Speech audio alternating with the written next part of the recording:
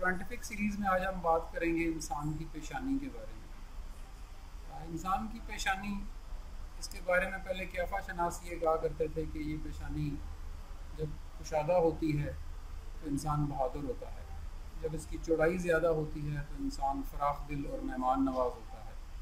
इस तरह के और बहुत सारे अंदाज़े थे जो इंसान की पेशानी के बारे में लगाए जाते थे और ये काफ़ी हद तक दुरुस्त भी थे।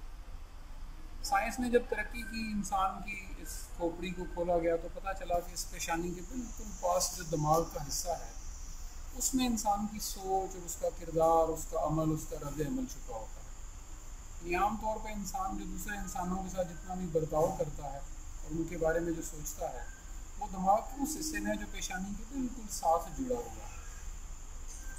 ये साइंस की रिसर्च जब सामने आई तो पता चला कि दिमाग का वो सामने वाला हिस्सा जिसको पेशानी कहते हैं वही इंसान का असल किरदार है।